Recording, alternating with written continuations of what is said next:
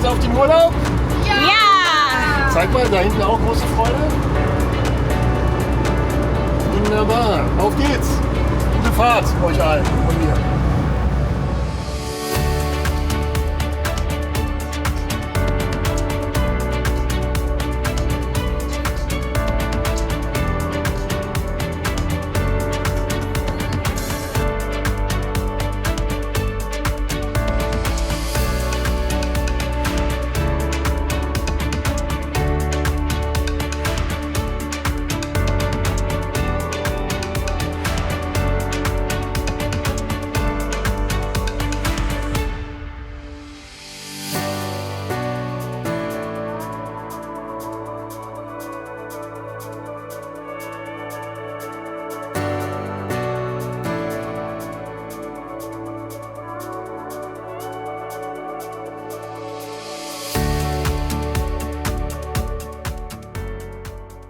Hallo liebe Campingfreunde. Hallo!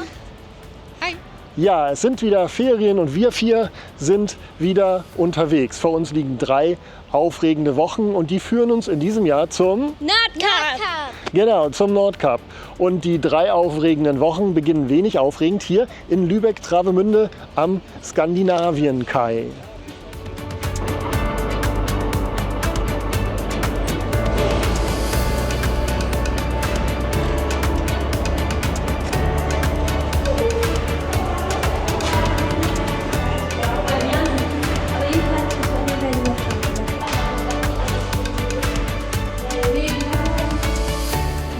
Ja, wir sind natürlich viel zu früh da heute. Unsere Fähre geht erst Sonntag früh um 2 Uhr. Der Check-in schließt um 0 Uhr und er öffnet um 20.30 Uhr und es ist jetzt 18.57 Uhr. Aber wir hatten doch ein bisschen längere Anreise als sonst und wollten es nicht drauf ankommen lassen und stehen jetzt natürlich hier ganz vorne in der Reihe, die auf den Check-in wartet.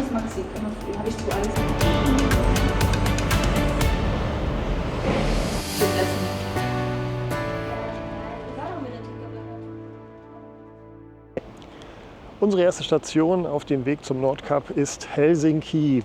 Wir fahren also heute mit der Fähre von Travemünde nach Finnland und haben diesmal dann 3 Länder zu bereisen. Tatsächlich sind es am Ende 5, weil wir starten in Deutschland und wir werden in Polen enden.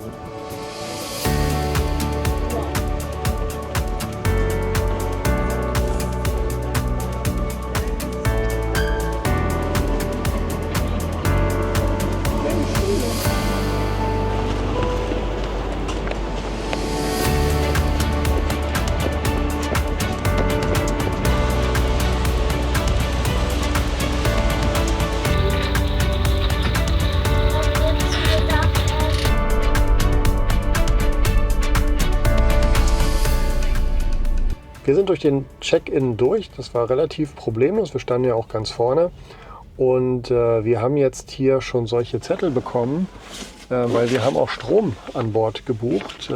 Dadurch sind wir auch in der Parkspur für die Autos, die wahrscheinlich Strom brauchen und uns wurde schon gesagt, wir kommen wahrscheinlich als letztes an Bord, also erst nach Mitternacht. Das ist jetzt 20.50 Uhr, also knapp 9 Uhr. Wir haben jetzt also genug Zeit, uns hier noch ein bisschen auszuruhen, bevor wir nachher aufs Schiff fahren.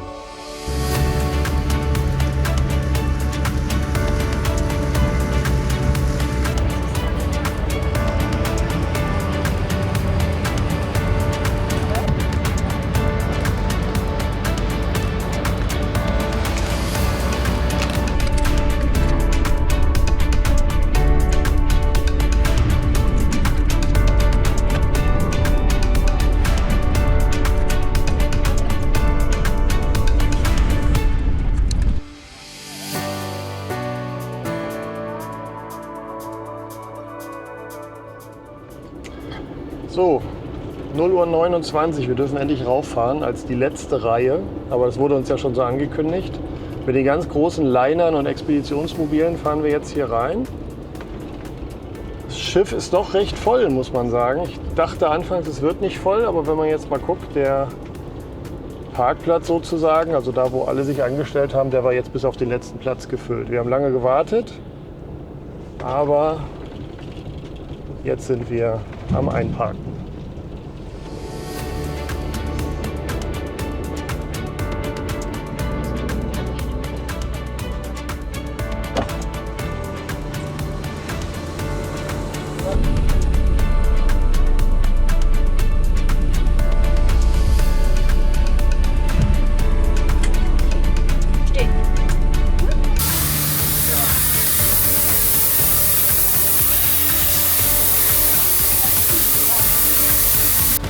Zimmer.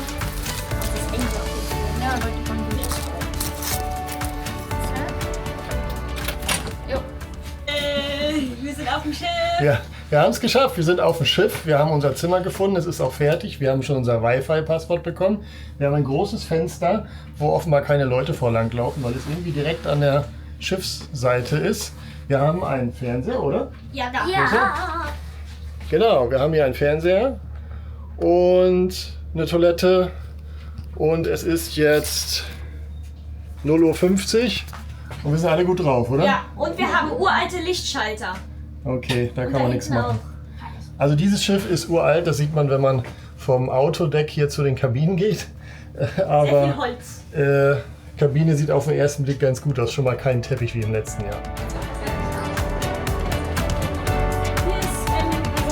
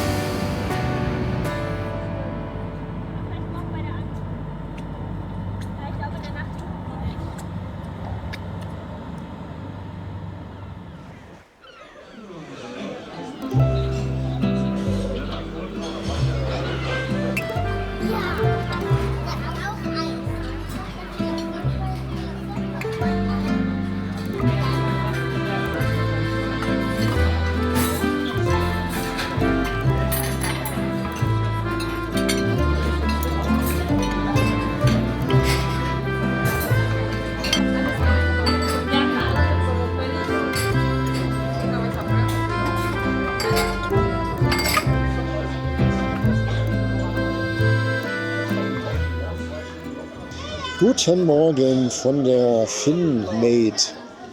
Wir haben eine gute Nacht hier verbracht. Also schläft sich hervorragend mit so einem ganz leichten Schaukeln merkt man gar nicht und auch den Motor hört man eigentlich nicht. Das Schöne bei diesen großen Schiffen ist, es ein bisschen wie auf dem Hotel ist. Wir haben also sehr gut geschlafen und auch ein bisschen länger. Wir haben das Mahlzeitenpaket gebucht und das bedeutet, dass wir heute, wir sind den ganzen Tag auf dem Schiff, 2 Mahlzeiten bekommen und morgen früh noch ein Frühstück. Und die erste Mahlzeit heute, das ist ein Brunch. Beginnt um 9:30 Uhr, glaube ich. Um 9:30 Uhr geht bis 13 Uhr. Und es gibt halt Frühstück und Mittagessen in einem. Und ein sehr schönes Buffet. Man wird hier mit Sekt begrüßt. Wenn man das mag, kann man also auch das mitnehmen. Kann man empfehlen, das auch im Vorfeld zu buchen, weil wenn man es hier jetzt kauft, ist es halt deutlich teurer. Ein bisschen was essen muss man ja, wenn man den ganzen Tag da ist. Unsere Kinder sind übrigens schon unterwegs, denn hier auf dem Schiff gibt es einen Spielbereich für Teens und einen für Kids. Die werden sie jetzt erforschen und also direkt vom Frühstück aufgebrochen und erkunden das Schiff.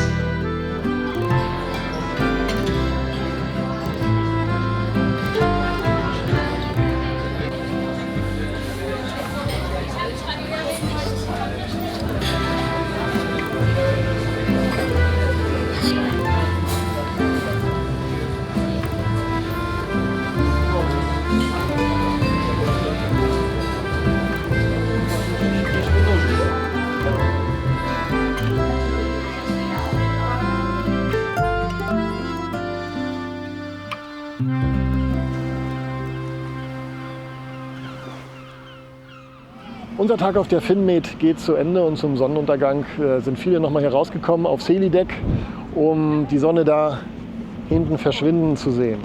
Was man beachten muss, hier auf dem Schiff haben wir schon finnische Zeit, denn obwohl unsere Smartuhren noch nach deutscher Zeit funktionieren, ist das Schiff schon auf finnische Zeit eingestellt. Das heißt, gerade wenn es um die Essenszeiten geht, muss man ein bisschen aufpassen, dass man nicht zu spät zum Essen kommt. Alles andere hat gut funktioniert. Wir haben Strom für unser Wohnmobil bekommen. Das sind normale Kabeltrommeln, die so zwischen die Wohnmobile gelegt werden. Da darf man seinen Schuko-Adapter nicht vergessen, denn das ist eine normale Steckdose. Aber es hat funktioniert. Unser Kühlschrank läuft jetzt hoffentlich da unten irgendwo auf Strom. Und wir haben auch Internet. Wir haben hier ein Internetpaket gebucht. Ich muss aber schon sagen, wenn man es nicht unbedingt braucht, dann geht es vielleicht auch mal einen Tag ohne.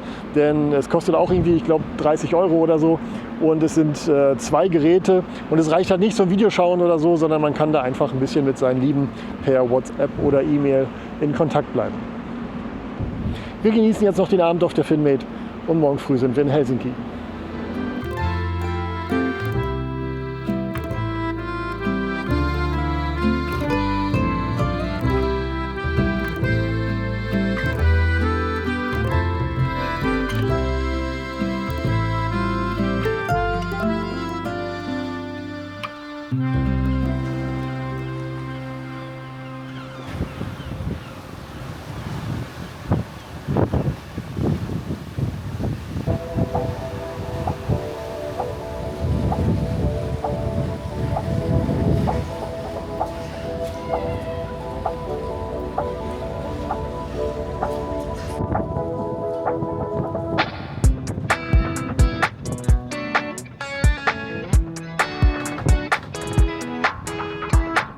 Na, wie hat es euch gefallen auf der FinMate? Super!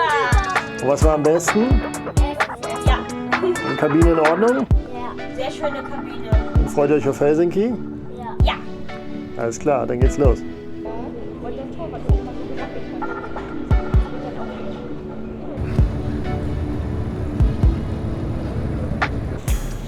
Wir legen an in Helsinki, aber gar nicht im Stadthafen, sondern ein Stück weiter draußen, also im großen Industriehafen von Helsinki. Und wir sind sehr pünktlich, das muss man sagen. Unsere Uhren haben sich gerade wieder umgestellt, also jetzt endlich umgestellt auf finnische Zeit. 9:42 Uhr ist es hier, 10 Uhr ist Ankunftszeit. Und was man auch sagen muss, anders als auf den Fähren mit so kurzen Fahrzeiten nach Trelleborg, die wir sonst gefahren sind, gibt es überhaupt keine Panik vor dem Anlegen. Denn die Autodecks öffnen sich wirklich erst, wenn wir im Hafen sind. Und auch die Zimmer mussten wir jetzt nicht räumen. Also wir haben jetzt bis zum Schluss die Möglichkeit, hier auf Deck 7 zu warten, bis das Schiff anlegt. Und das Schöne ist, auf Deck 7 gibt es auch direkt neben unserer Kabine ein offenes Deck zur Seite. Zwar die Hundetoilette, aber zumindest kann man da auch schnell mal gucken, vor die Tür gehen und den Möwen zuschauen, wie sie uns hier begrüßen im Hafen von Helsinki.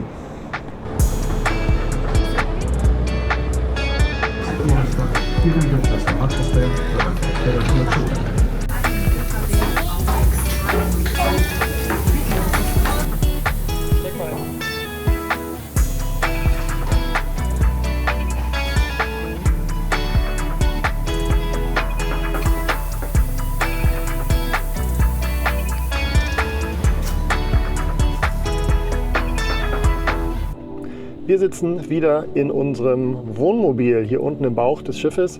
Da vorne ist schon Licht zu sehen. Alle haben ihre Kabel abgezogen. Die ersten Motoren sind gestartet und jetzt geht's nach Finnland.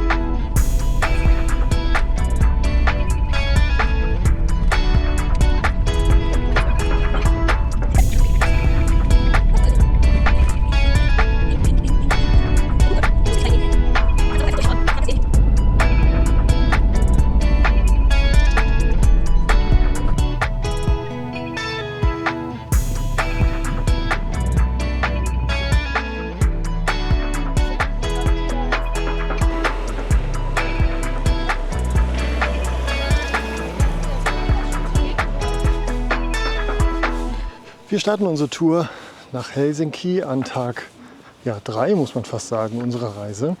Wir sind hier auf dem Campingplatz Rastila, der ist nicht unbedingt in der City, aber ganz dicht an einer der Metrostationen, die so ein bisschen in die Vororte von Helsinki führen.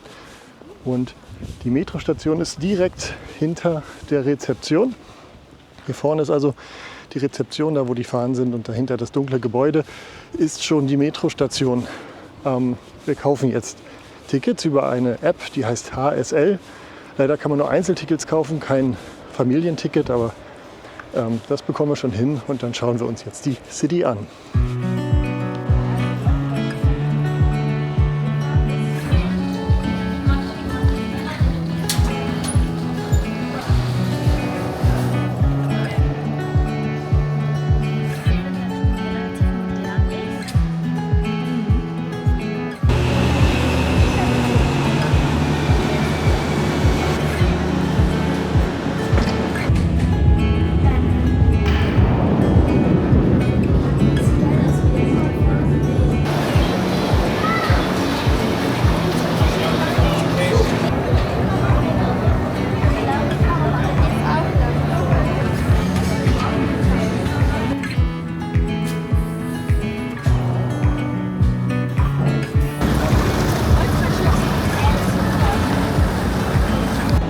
Eines der Sachen, die man in Helsinki sich anschauen sollte, das sind die Vanha Kauppahalli. Das ist ein riesiger Food Court in so einem alten Gebäude hier. Sehr schön gemacht und dann gibt es unzählige Sachen zu essen und da gucken wir, ob wir was für uns finden.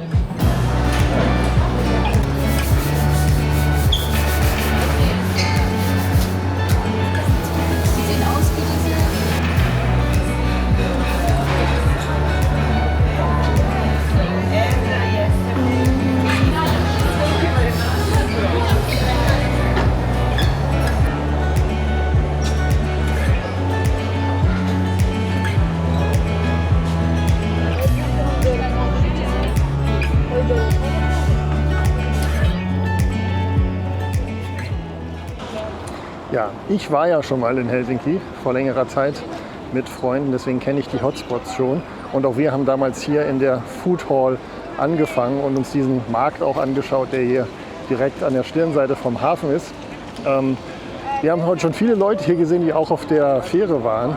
Insofern scheint das so der Nummer-1-Spot zu sein, wo man erstmal hingeht. Genauso wie dieses Riesenrad dort hinten. Das wird die Hafenseite sein, die wir als nächstes erkunden. Und jetzt gehen wir erstmal über den Marktplatz hier.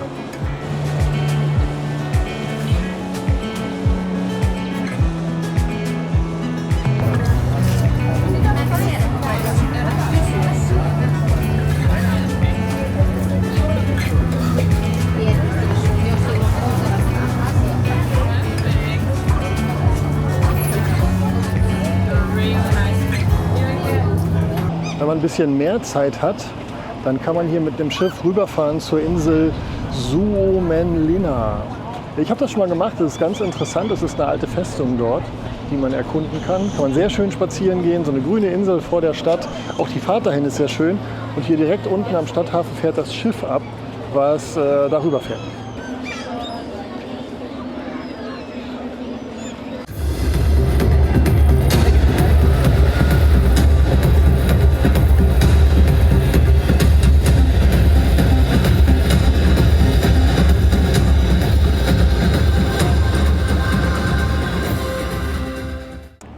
Ja, der nächste Höhepunkt heute war das Flying Cinema, beziehungsweise die Flying Cinema Tour of Finland. Hat es euch denn gefallen? War cool. Ist hell hier draußen. Genau. Ist ganz schön teuer, aber ist zumindest nett gemacht mit bewegenden Sitzen, mit Wasser und so weiter. Aber am Ende ist es auch nur eine schöne Drohnentour über Finnland. Ich hoffe, dass wir ein paar von den Bildern auch selbst aufnehmen können, oder? Was meint ihr? Ja, na klar. Genau, das Schönste an der Tour ist eigentlich, dass das, was wir gesehen haben, gerade die schöne Natur im Norden Finnlands, das ist ja genau da, wo wir jetzt hinfahren.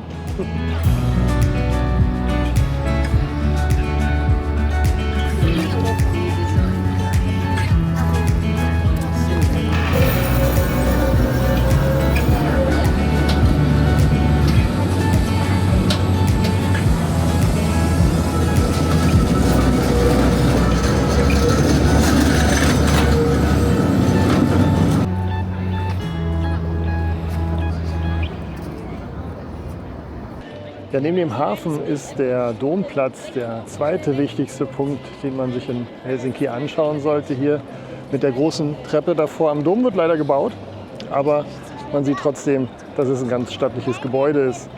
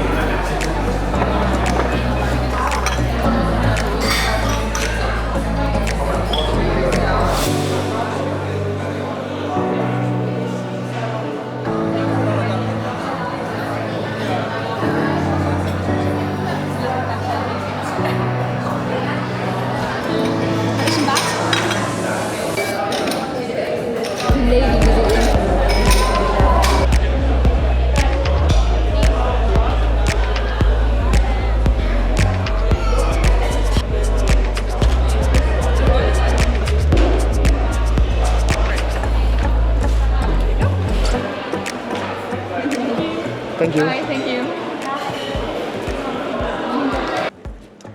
Ja, wenn ihr uns kennt, dann wisst ihr, dass wir immer wieder gerne in so Outlet-Stores fahren von großen Marken. Das ist jetzt so was Ähnliches hier, das ist Faser. Ihr kennt vielleicht die Schokoladenbonbons und der alte Herr Karl Faeser, der heute Schokoladenbonbons herstellt, hat mal mit einem Café begonnen, hier in Helsinki, und das ist immer noch die originale Adresse. Wir waren gerade drin. Sehr schön, man kann natürlich die Bonbons dort kaufen, aber man kann auch sehr schön Kaffee trinken, sich ein bisschen ausruhen, und es gibt wunderbare Kuchen. Also eine echte Empfehlung hier in Helsinki, das Faeser Café. Und ich weiß auch nicht, ob es wirklich Faser ausgesprochen wird. Vielleicht auch Faser?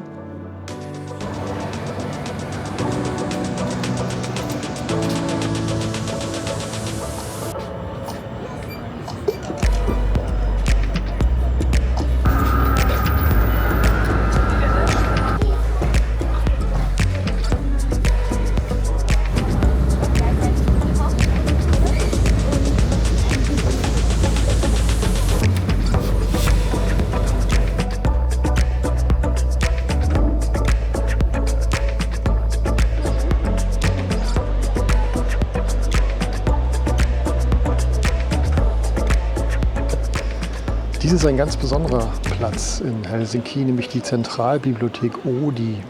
Das ist ein super tolles Gebäude, sehr futuristisch, mit ganz vielen geschwungenen Linien und 3 Etagen vollgestopft mit Bildung, muss man sagen.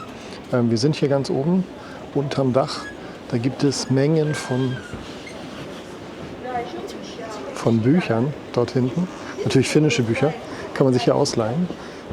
Aber in der Etage unter uns, da gibt es ganz viele Angebote, um sich auch mit anderen Dingen vertraut zu machen. Zum Beispiel 3D-Drucker, Musikinstrumente, ganze Ton- und Fotostudios gibt es da.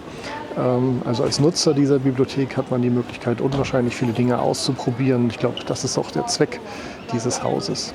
Und es ist frei zugänglich, auch für Touristen. Und es ist eine kleine Ruheoase in der Stadt. Und ja, auch architektonisch einfach ein Highlight. Und schön ist vor allem, dass alles irgendwie unter dem Stichwort Bildung steht hier. Und vielleicht ist das in Finnland auch wichtig, wo es so lange im Jahr so sehr dunkel ist.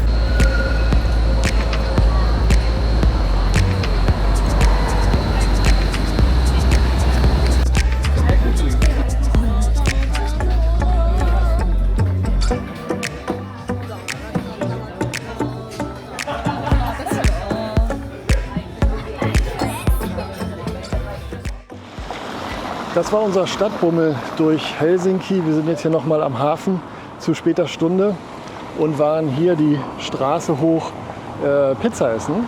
Ich blende euch gerne ein, wo das war, denn das Restaurant ist sehr zu empfehlen. Wir sind jetzt auf dem Weg zurück zur Metro. Die fährt im Moment nicht bis zum Hauptbahnhof. Wir mussten vorhin eine Station früher aussteigen, weil da irgendwie gebaut wird. Ist aber kein Problem. Ist trotzdem relativ dicht hier im Zentrum.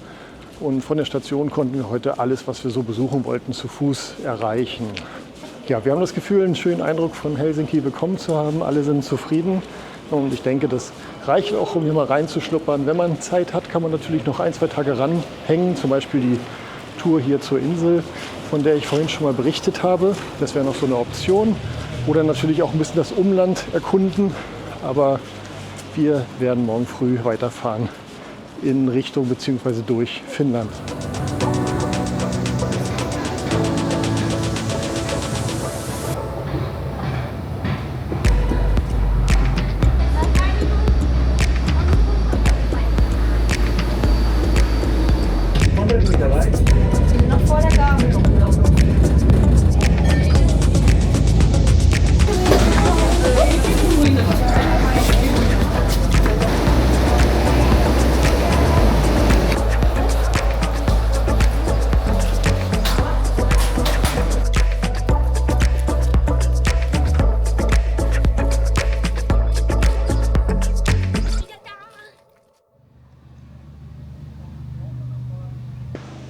aus Helsinki vom Rastila Camping. Ja, wir sind den 4. Tag unterwegs und haben jetzt aber tatsächlich die erste Nacht erst im Wohnmobil verbracht, sind also so richtig erst im Urlaub angekommen. Wir wollen ja relativ schnell zum Nordkap, damit wir auf der Rücktour ein bisschen mehr Zeit haben. Und deswegen haben wir als erstes Fernziel jetzt Oulu ausgewählt. Da werden wir bestimmt 2 Tage brauchen. Und wir haben jetzt auf der Hälfte der Strecke ungefähr erstmal eine Stadt einprogrammiert, in deren Richtung wir jetzt fahren. Und dort in der Nähe gibt es 2 Nationalparks. Und wir gucken mal, ob wir da vielleicht einen schönen Stellplatz für die Nacht finden. Wir haben in Schweden gute Erfahrungen gemacht mit dem Übernachten an Nationalparks, weil man dann auch gleich ein bisschen wandern kann. Wir schauen uns das jetzt mal hier in Finnland an. Der Campingplatz hier, Rastila, war eine gute Wahl für einen Besuch in Helsinki, weil die Metro wirklich direkt vor der Tür abfährt hier. Der Platz ist absolut ausreichend, vielleicht ein bisschen laut, aber es ist ein Stadtplatz. Man merkt, dass hier wird Rasen gemäht, drumherum sind überall Gebäude, hier fährt die Müllabfuhr und so weiter. Aber es war trotzdem eine gute Wahl, hier anzuhalten. Und wir haben ja die Camping Key Europe Karte, die kann man beim ADAC für 12 € im Jahr kaufen. Und damit haben wir sogar Rabatt bekommen. Und wir haben hier für ein Wohnmobil mit 4 Personen und ohne Strom 29 € bezahlt für eine Nacht. Und ich finde, das ist schon wirklich ganz in Ordnung.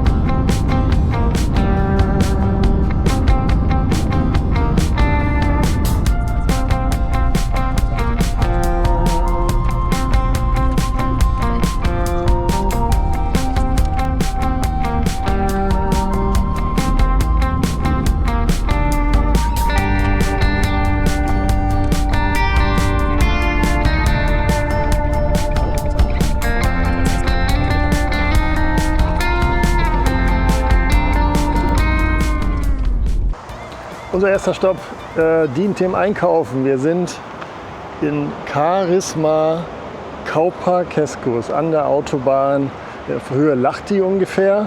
Und hier gibt es alles, was das Herz begehrt. Wir brauchen aber nur ein bisschen was an Getränken und so. Und schon das erste kleine Wohnmobilproblem.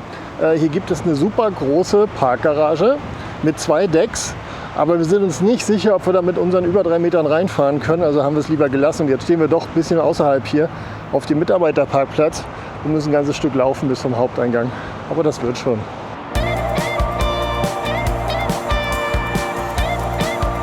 Ja, Google Lens hat geholfen. Wir haben mal übersetzen lassen. Petalo ist Parkhaus 3,20 Meter. Hätte also gepasst. Und auf dem ganzen Gelände 3,80 hätte auch gepasst.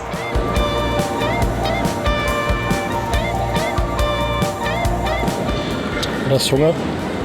Ja. Worauf am meisten? Burger. Im Großen und Ganzen würde ich diesem Laden hier 3,5 Sterne geben. Von? 5.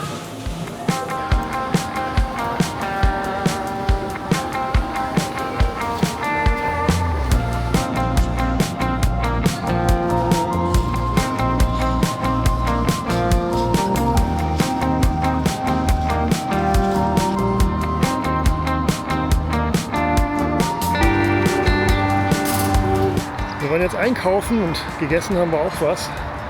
Und in der Zwischenzeit hat unser Wohnmobil einen kleinen Zwilling bekommen. Also nicht ganz, vielleicht eher ein Geschwisterkind.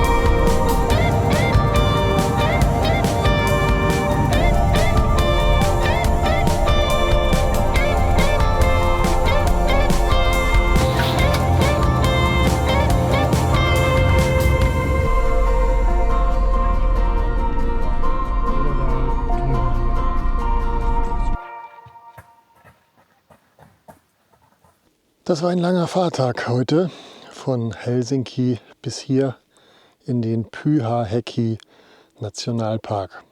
Ist tatsächlich so ungefähr die Hälfte zwischen Helsinki und Oulu. Wir hatten zwischendurch gedacht, dass wir es gar nicht schaffen, weil es doch ein ganzes Stück zu fahren ist, aber am Ende lief es ganz gut und jetzt sind wir hier. Zwar sehr spät, die Sonne ist gerade schon untergegangen, aber gerade das macht es auch ein bisschen besonders, um diese Zeit hier im Nationalpark sich umzuschauen, denn es ist einfach schön, wie da hinten die Sonne untergeht, über diesen alten Bäumen und dem Moor. Im Wesentlichen sind wir heute den ganzen Tag der E75 gefolgt. Das ist die Straße, die von Helsinki gerade hoch nach Norden führt. Es gab ein paar Navigationsprobleme unterwegs, deswegen mussten wir ein paar Umwege fahren. Man hätte aber eigentlich der 75 einfach folgen können und dann an der richtigen Stelle einfach hier zum Nationalpark abbiegen. Ist eigentlich eine schöne Zwischenstation. Man muss so ein bisschen von der Hauptstraße runter, aber nicht allzu weit weg und hat dann diese schöne finnische Natur für eine Nacht. Wir haben hier auf dem Parkplatz, auf dem Besucherparkplatz geparkt, können dort auch übernachten und werden morgen hier noch eine längere Wanderung machen. Es gibt hier eine schöne Wanderung, 1,8 Kilometer, die hier unten über dieses Moor führt, über so Laufwege, wie wir es schon aus Schweden kennen. Und es ist eine gute Idee, wenn man hier spät abends ankommt, so wie wir, das noch einmal zu machen, um dann morgen eine der längeren Etappen hier zu wandern.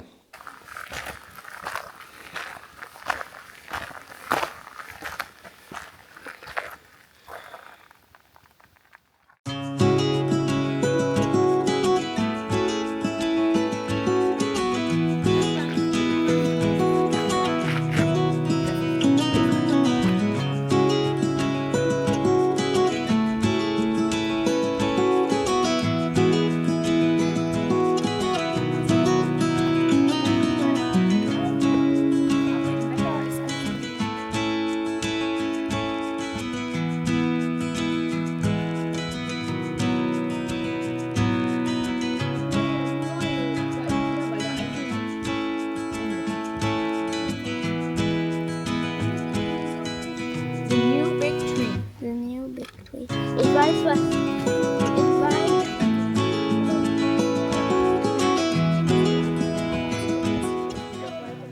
Ja, hier im Wald gibt es einen alten Hürstenbaum und einen neuen Hürstenbaum. An dem neuen Hürstenbaum sind wir gerade vorbei und die Geschichte ist wohl die, dass der einfach den alten Hürstenbaum überwachsen hat, weil der alte Hürstenbaum, das ist der hier, der wächst offenbar nicht mehr, denn er ist schon ganz alt und krank und kahl. Aber er steht hier noch und hat auch seine Ehre behalten, mal höchster Baum gewesen zu sein.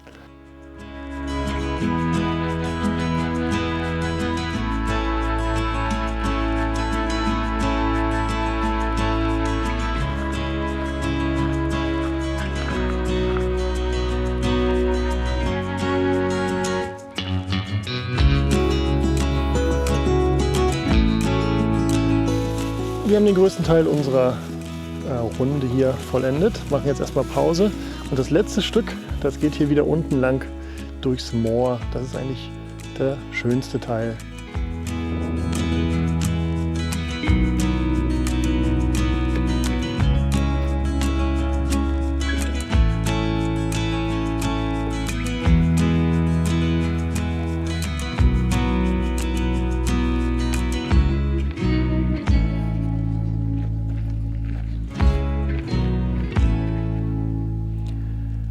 Im letzten Jahr habe ich unsere Reise auf 3 Teile verteilt, was dazu führte, dass ihr recht lange warten musstet auf den zweiten und dritten Teil.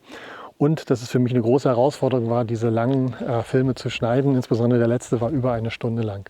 In diesem Jahr machen wir es ein bisschen anders, weil ich glaube, es gibt viel zu berichten. Und deswegen verteilen wir die Reise auf mehrere Teile. Vielleicht werden es 6 am Ende, wir werden sehen. Aber ich glaube, hier im Pyhäjoki Nationalpark, nachdem wir so viel erlebt haben mit der Fähre und in Helsinki, ist ein guter Cut für Teil 1. Vielen Dank, dass ihr zugeschaut habt. Ich hoffe, es hat euch gefallen. Wenn das so ist, dann bitte kommentiert gerne unter den Videos. Es gibt uns Feedback, das freut uns wirklich. Aber ganz wichtig ist, den Kanal zu abonnieren.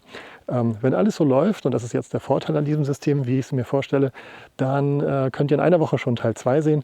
Insofern, wir fahren jetzt weiter Richtung Oulu und ihr schaltet hoffentlich nächste Woche wieder ein. Bis dahin.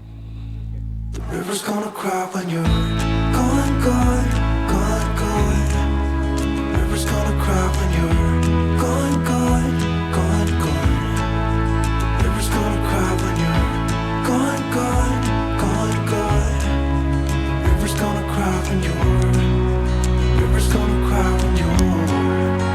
River's gonna cry when you're gone. It's gonna cry, it's gonna cry. River's gonna cry when you're gone. It's gonna cry, it's gonna cry.